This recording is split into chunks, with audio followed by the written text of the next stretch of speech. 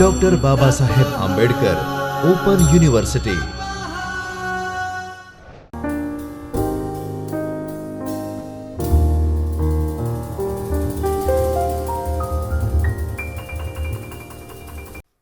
Namaskar dear students, I am Dr. Himanshu Patel and I am working as an assistant professor in School of Computer Science of Dr. Baba Saheb Ambedkar Open University and I am your instructor for these modules.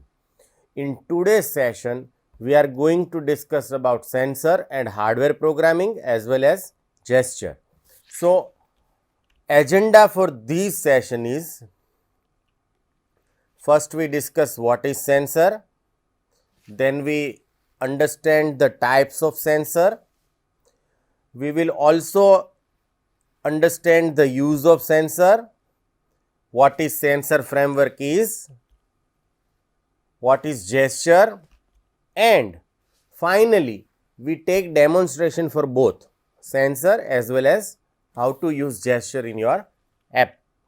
So, learning objective for today's session is, after studying these module, learner should be able to define Android sensors, they can list types of sensor, they can understand sensor framework, one can check if sensor is available or not, and they can, if it is available, they can access and use sensor in app, and they can also use gesture in app. So, let us discuss Android sensors. Android sensor contains properties to detect changes in the environment such as light, proximity, rotation, movement, magnetic field, and there are much more parameters. So, basically sensor is used to detect change in the environment. Broadly speaking, Android sensors fall under three categories. The first is environment sensors, second is motion sensor, and third is orientation and position sensors. Now, you might wonder why we need to use Android sensor in app. So, let us take examples of use of sensor. For example, a game might track reading from device gravity sensor to infer complex user gesture and motions such as tilt, shake, rotation or swing. Now, these are the common thing you see in the game. Based on user action such as tilt, shake, rotation or swing, a game may change, right. For example, a weather application might use device temperature sensor and humidity sensor to calculate and report the dew point. So, it is another example of use of sensor. A travel application might use the geomagnetic field sensor and accelerometer to report a compass bearing. So, these are the few examples of use of sensor. Now, we have said earlier, we can broadly divide sensors into major three categories, right.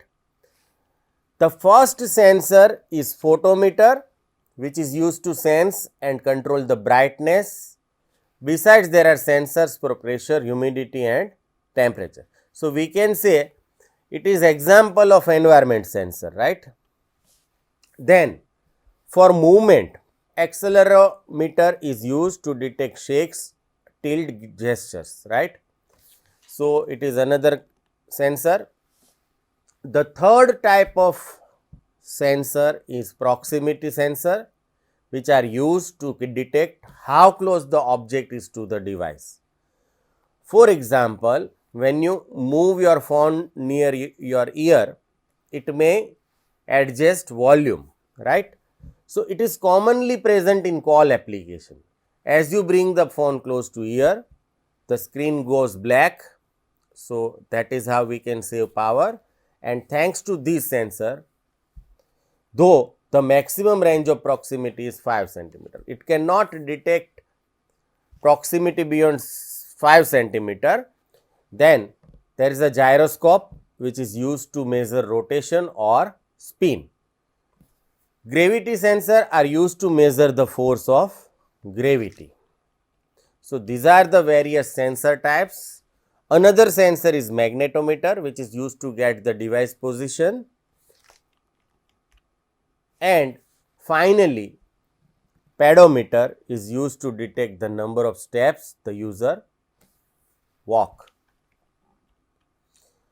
Now, we have discussed what is sensor, what are the use of sensor, different types of sensors.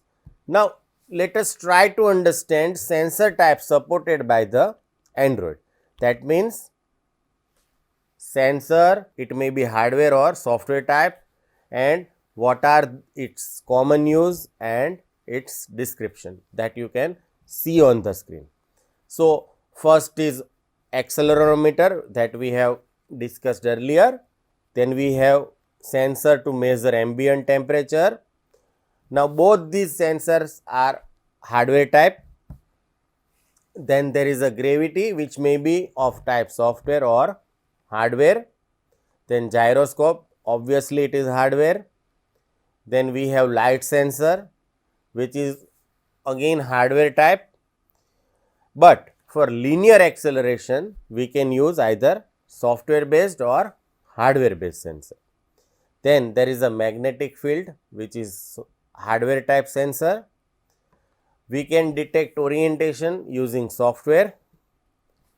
Then we have pressure, proximity, relative humidity, rotation vector and temperature sensors, right. So, these are the various types of sensors supported by Android, and you can use this sensor in your app. And the first column, which is capital letters for sensor name, are the constant, that is refers to particular sensor available. The second column describes whether it is a hardware based or software based, and what is the use, common use of sensor is also described there. So, I hope you understand what are the different sensor types supported by Android. Some sensor use coordinate system, right. Normally in mathematics, we generally refers to two coordinate system, that is x and y. But sensor coordinate system use three coordinates, x, y and z, that you can see on the screen. In general, the sensor framework use standard 3-axis coordinate system to express data value. These coordinate system is used by the sensor that is shown on the screen. First, acceleration sensor, second gravity sensor, gyroscope, linear acceleration sensor, geomagnetic field sensor. On screen you can see x is a horizontal, y is a vertical and z is a, you can see on the screen. So, this is how x, y and z coordinates are used to detect position or various parameters for sensor. Every time there is a change in parameter, system can fetch sensor data, right. So, there are certain sensor rate limiting, that means you cannot read sensor data beyond certain limit. So, to protect potentially sensitive information about user, if your app targets Android 12, that is API level 31 or higher, then the system places a limit on the refresh rate of the data from certain motion sensors and position sensor. Now, let us try to understand what are the restrictions. Now, these data includes values recorded by the device accelerometer, gyroscope and geomagnetic field sensor. Refresh rate means in 1 second how many time you can read sensor data, that is called refresh rate. So, refresh rate limit depends on how you access sensor data. If you call register listener method to monitor sensor event, the sensor sampling rate is limited to 200 hertz. Now, hertz means a cycle per second. It means you can read these sensor data 200 times in a second. Then, if you use the sensor direct channel class, the sensor sampling rate is limited to rate underscore normal constant, which is usually about 50 hertz. You can use sensor in your app, but you can not fetch its data beyond certain refresh rate. If your app needs to gather motion sensor data at higher rate, you must declare these permissions shown in a magenta color, that is high underscore sampling underscore rate sensors permission. Otherwise, if your app tries to gather motion sensor data at a higher rate, then there is a security exception. So, if you want to read sensor data at higher rate, it is still possible, but you need to explicitly declare these permission, that is high sampling rate sensors inside your manifest file like any other permission. To use sensor in your app, you can use sensor framework. It consists of various classes that you can use to monitor and use sensor information. Why we need to use sensor framework? You can use sensor framework to do certain tasks like determine which sensors are available on your device, to determine an individual sensor capability such as its maximum range, manufacturer, power requirements and resolution. So, all these information you can get using sensor framework. Then, to actually read information or sensor data and define the minimum rate at which you acquire sensor data. By default, it is 50 hertz. Remember, to register and unregister sensor event listener that monitor sensor changes. So, every time sensor data change, these sensor event listener is responsible to provide you these updated data or change data. The sensor framework is part of Android.hardware package. So, if you want to use sensor framework, you must import these package in your activity or class, and it includes various classes and interfaces, right. So, first is sensor manager, another is sensor which represents actual sensor, then we have sensor event, we have sensor event listener interfaces. Now, what is sensor manager is? The first thing to use sensor in your app is to instantiate these sensor manager. Now, you can use this class to create an instance of the sensor service. Remember, first class that you require to use sensor in your app is this sensor manager. It provides various methods for accessing and listening sensors, registering and unregistering sensor event listener, and acquiring orientation information. So, this is a heart of sensor framework.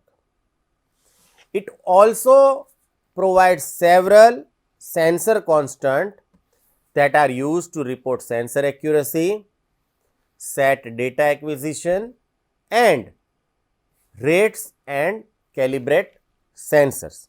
So, this is a basic class you require to use sensor in your app. Then we have sensor class. Now, individual sensors available on your device is represented using these class, which is sensor. So, you can use this class to create an instance of specific sensor. For example, light sensor. This class provides various methods that let you determine sensor capabilities. So, remember, first we have to get sensor service, and then using sensor manager we can acquire individual sensor and its data. We have discussed two classes. One is sensor manager, another is sensor. To use or whenever sensor data changes, right, we can use these sensor event and sensor event listener to get these sensor modified data. The first is a sensor event. This class is used to create sensor event object which provides information about sensor event. So, whenever some data is changed, system store these information in a sensor event class object, right. A sensor event object includes information such as raw sensor data, type of sensor that generated the event, the accuracy of data and the time step for the event. So, when this data was changed last, but it is so fast that it continuously changing.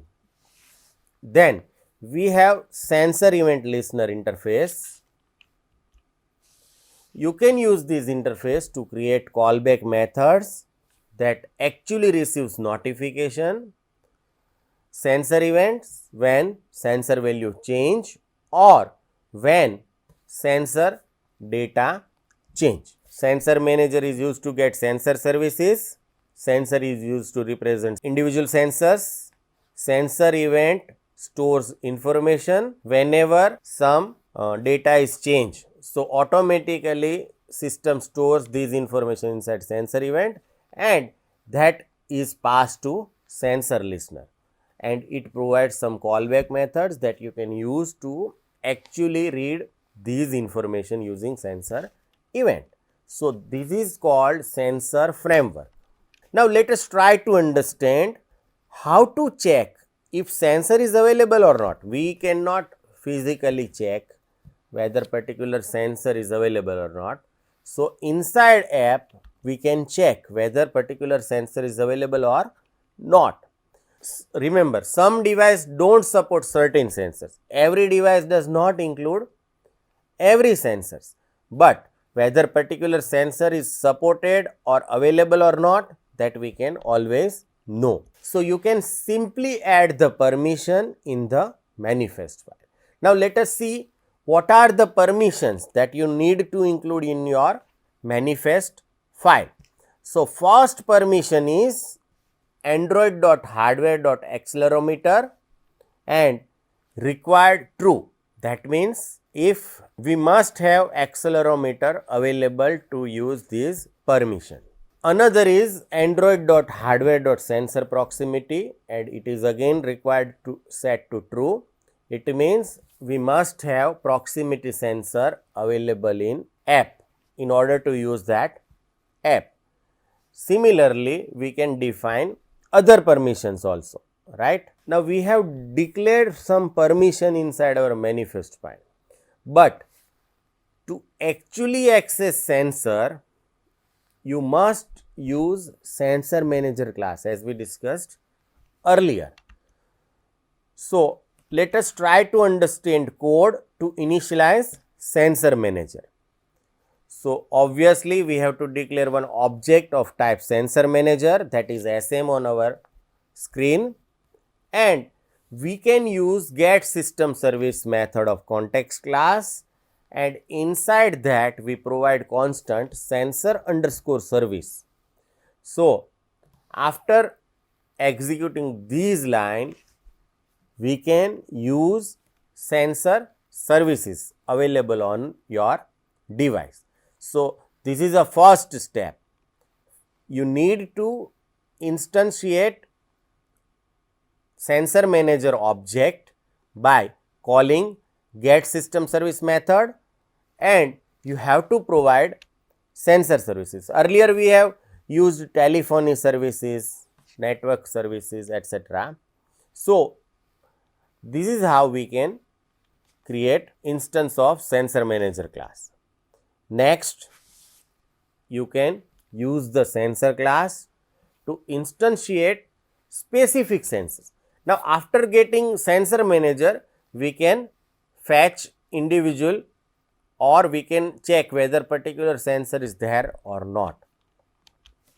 So, for that you can use get default sensor method of sensor manager, and inside that you have to provide constant which refers to particular sensors.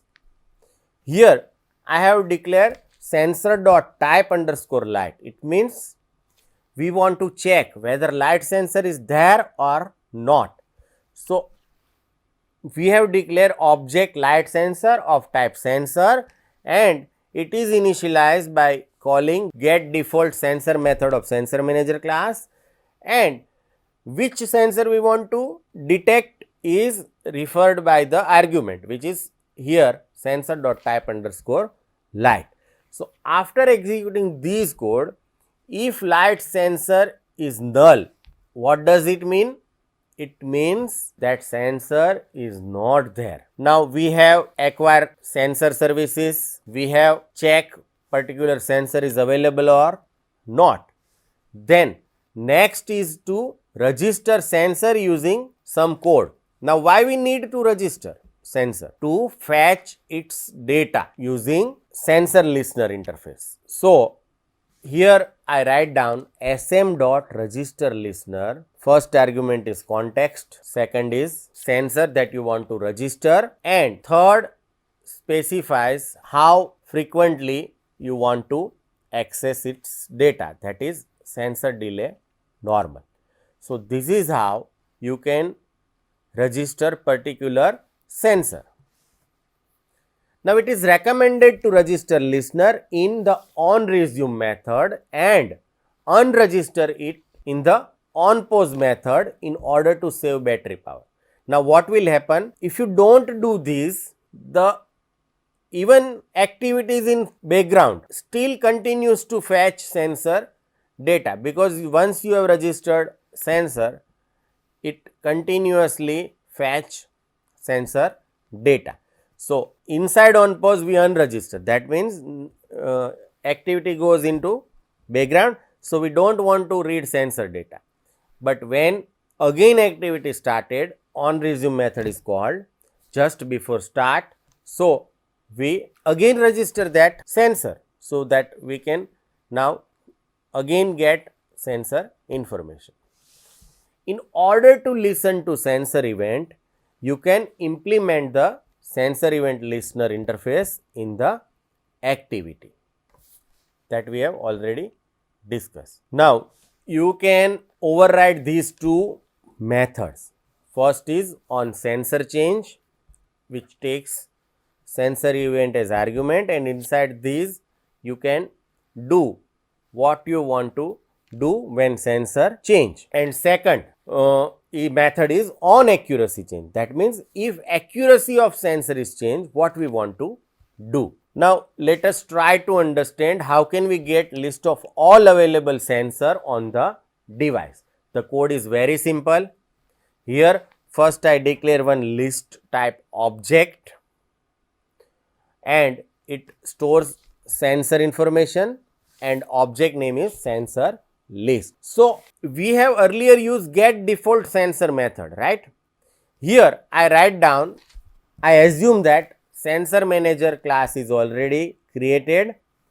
So, inside sensor list I write down sensor manager dot get sensor list, and instead of specific sensor name, here I write down sensor.type all. So it returns list of all sensors available on your device with all information such as sensor name, manufacturer, accuracy and maximum minimum value, etc. So once you get these list inside sensor list, what we can do is we can iterate these sensors one by one. So here I have created one string which is initially initialized to empty, and inside for each loop I get all sensors available in sensor list one by one into S, and here I have just fetch its name. But if you write down s dot to string instead of s dot get name, you will get all the information that is available for particular sensors.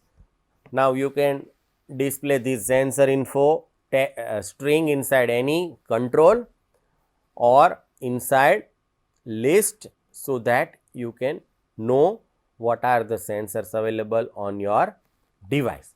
So we will write down same code to populate list of sensors available on device into list. Now while using sensors, you have to follow some practices. First, only sensor data in foreground, that means inside on pose you have to unregister listener, and inside on resume you have to register listener. Then you have to unregister sensor listener as we discussed earlier. Then you can test your app even there is no physical device available inside Android emulator, because it includes set of virtual sensors that allows you to test sensor such as accelerometer, ambient temperature, magnetometer, proximity, light and mode that you can check.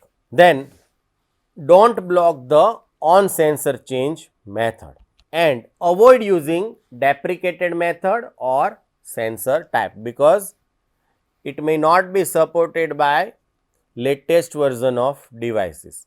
So try to use new methods and sensors, and you have to verify whether particular sensor is available or not before using it, and you have to choose sensor delay carefully, because there are certain restriction also that we have already discussed.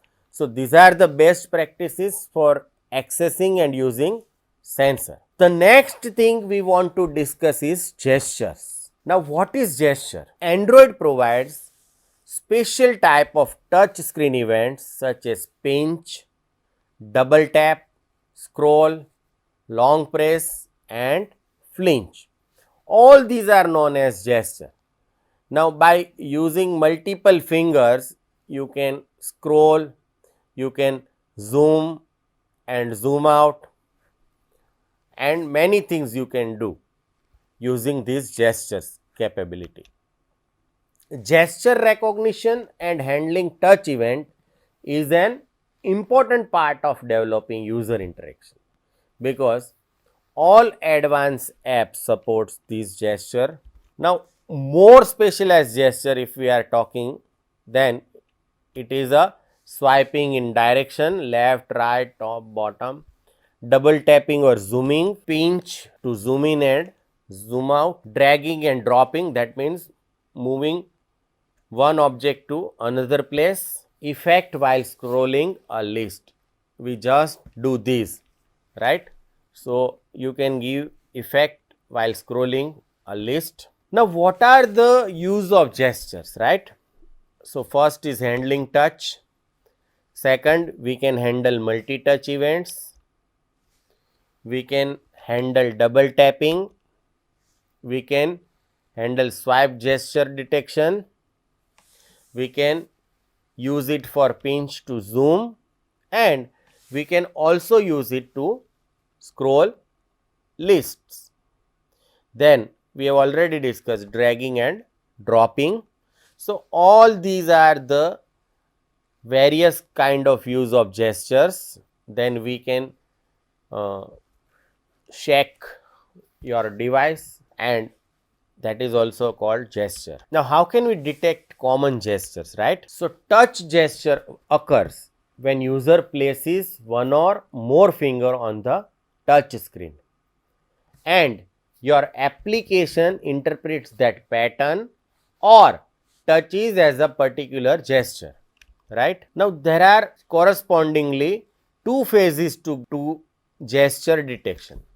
First, gather data about touch event, whether it is a single tap, double tap, pinch, then interpret the data to see if it meets the criteria for any or the gesture your app supports, right? So, when you double tap, single tap is also there. So, you have to check whether it meets criteria for any of the gesture your app supports, and accordingly you have to use that data. Now, how can we handle touch? This is a basic part of all gestures, right? So, at the heart of all gestures is the on touch listener and the on touch method which has access to motion event data. Now, all gesture includes motion event data, right? Every view has a on touch listener which can be specified. For example, I can write down my view dot set on touch listener, and inside that I have to implement on touch listener, and it has one method called on touch, like button as a on click listener and on click is method. Here we have on touch listener and its on touch method.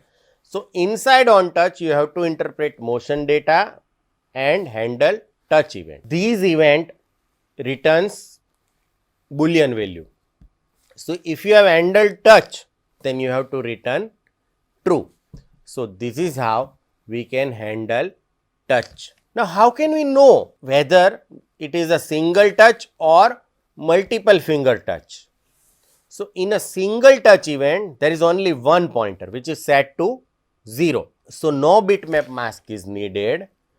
In multiple touch event, that means in pinch or pinch close, however, there are multiple fingers involved and non-zero pointer index may be included when calling get action.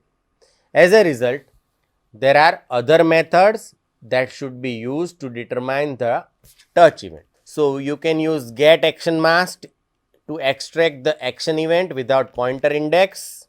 You can use get action index to extract pointer index used, and the get pointer count on the motion event can be used to determine how many pointers are active in these touch sequences. So, that is how you can know whether 2 fingers are touched, 3 fingers are touched or multi-touch event.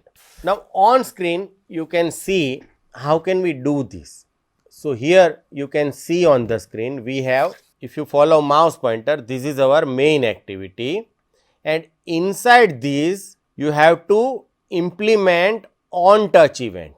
So, it takes argument motion event and using action which can be get using motion event compact dot get action mask, and here you have to provide event data. So, if action down, it means we have touched, then if it is moved, then we have moved finger. If it is up, we have released touch. If it is cancel, the action was cancel, and if it is outside, it means movement occurs outside boundaries. So, this is how you can handle single or multiple touch event. So, friends, let us sum up. In this module, we have learned what is Android sensors. We have also discussed types of sensor. We have discussed sensor framework and classes such as sensor manager, sensor, sensor event, and interface which is sensor event listener. We have also discussed how to check if particular sensor is available or not, and how to access and use sensor in app if it is there, and we have also discussed gesture. So, I hope you enjoy. Thank you and happy learning. स्वाध्याय